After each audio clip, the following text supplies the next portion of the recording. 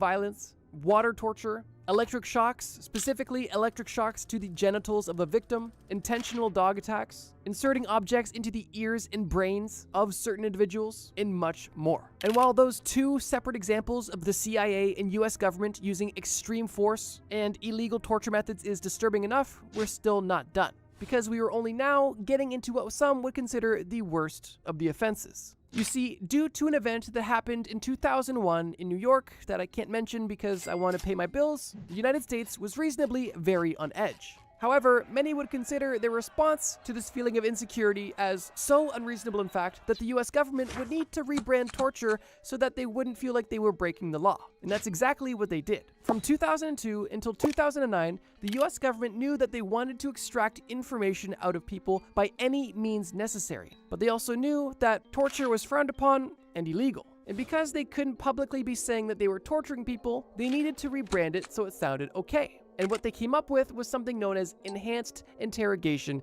techniques. These techniques were more or less unmistakably torture, and that's further bolstered by the fact that these techniques were only used and demonstrated in locations known as CIA black sites. And what these black sites were essentially secret detention centers where the CIA could keep, hold, torture, and kill prisoners and detainees without necessarily being at the immediate scrutiny of, laws. CIA black sites were hidden all across the world. However, the purpose of all of them was the same: gather intelligence by any means necessary. And interestingly, even though the methods that were used were extreme, the results gathered were typically not. Now, what exactly were they doing at these black sites, you may ask?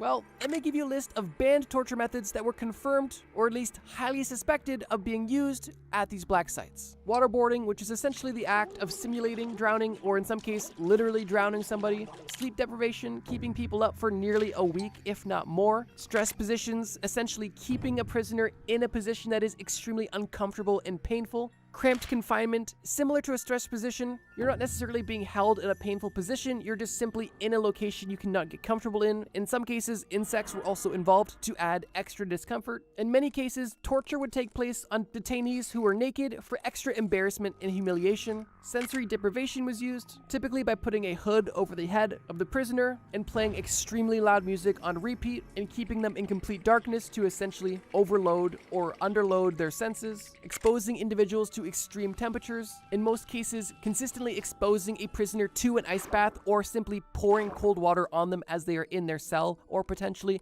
in their stress position. Restricting food or water, or in some cases simply manipulating the diet of a prisoner, where they wouldn't eat or drink through their mouth, they would simply provide hydration and nourishment rectally.